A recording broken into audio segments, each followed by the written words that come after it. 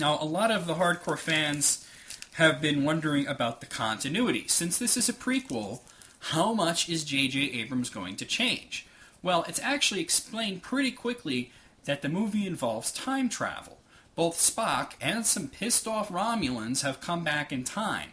Because they came back in time, they've completely altered the timeline. So, therefore, we're in an alternate timeline. So, a lot of things have changed. For example, Spock's father, no, I'm sorry, not Spock's father, Kirk's father was killed by the Romulans in the beginning of the movie. Therefore, Kirk grew up very differently. He grew up without a father, and he was sort of a latchkey kid that needed a little bit of attention. Actually, he needed a lot of attention, and he often sought it out in negative ways. Spock is also changed, although this is mostly due to the change in Kirk, because the two of them don't start off as friends. They don't get along at all until near the end of the movie. All the characters that you'd expect are there. I mean, you have Chekhov, who's very young in the film, which is perfectly fine. You have Scotty, and I really like the way he was introduced. Of course, you have Bones. He was my favorite character on Star Trek, and he's one of the first characters to be introduced other than Kirk and Spock, and I really like the way he was handled. And, of course, you have Uhura, who, aside from looking pretty damn good in this film, had a very interesting role. She also had a sort of relationship with Spock, which is very interesting, and something that I hope is fleshed out in future sequels. Spock and Uhura, I never would have thought of it, but they made it work really well, especially since you kind of expect Kirk to go with her because, you know, he's the ladies' man, and he pretty much pursued her through the whole movie, and then the fact that she's been with Spock the whole time, it was kind of a surprise. The movie was action-packed, and all the action was excellent. It was all handled really well. The videography was great. The special effects were great. The story. Well, I already mentioned a little bit about the Romulans, so let me kind of tell you what the story was about.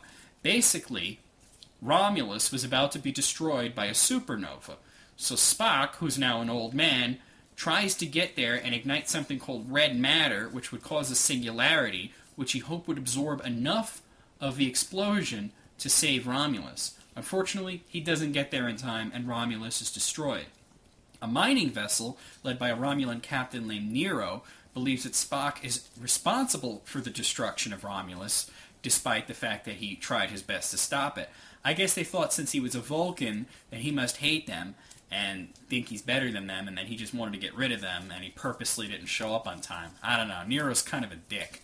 Anyway, the red matter goes off, and they both get sucked into the singularity, and they go back in time. The Romulans kill Kirk's father, just as his wife is giving birth to Kirk, and then Spock comes back, and he winds up getting captured and then marooned on a planet. You know, and then after that, it's mostly about Kirk growing up and joining Starfleet. Captain Pike is in it, which I thought was really cool. And spoiler warning, by the way, I just want to let you guys know, if you haven't seen the film yet and you don't want any form of spoilers, you might want to stop now. Okay, you've been warned.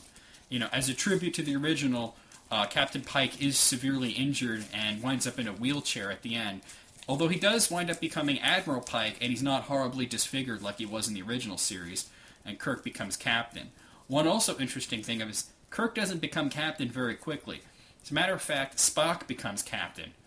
And this is really interesting because Spock is going through a really weird moment in his life. His mother, who is human, is often seen by the rest of the Vulcans as being a weakness. They actually kind of pity Spock because he has a human mother. Well, I mean, and he kind of takes that as an insult because he thinks he's just as good as any of them. And by the end, he learns not to be ashamed of his human heritage and learns to embrace it with some help from his older self.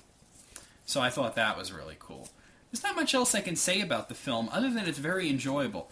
And like all Star Trek films, there has to be a lot of humor, because Star Trek has always been funny, especially in the movies. Fortunately, they didn't go overboard like they did in Star Trek IV, The Voyage Home. That was basically a silly comedy wrapped around a Star Trek picture with an environmentalist message.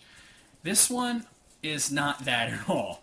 As a matter of fact, the only message is about embracing your emotions, because it really focuses around Spock. Now, Spock thinks, because he's a Vulcan, that he has to repress his emotions, because otherwise they'll control him. by the end, he realizes that he should embrace and control his emotions. Control yourself, but don't go overboard and become an emotionless robot, because otherwise, what good are you? Anyway, I really enjoyed the film, and I definitely would highly recommend it. I hope that there are sequels to it, and I hope that it starts off a whole new Star Trek series. And I thought the cast was all very good. I especially liked Sulu and Bones, as they were my favorite characters in the original Star Trek. I thought they were played off very well here. And of course, Spock was awesome. I never liked Captain Kirk in the original series, but he's not supposed to be a likable character. But I thought this guy did a good job with him. And since it's, a different history now, he's played slightly differently, and I thought he was funny. I thought he was a great character. So I'm really excited about the whole fresh new start to Star Trek, and I really enjoyed the movie. So if I had to give it a rating out of 10, I would give it like an 8.5. NecroVMX out.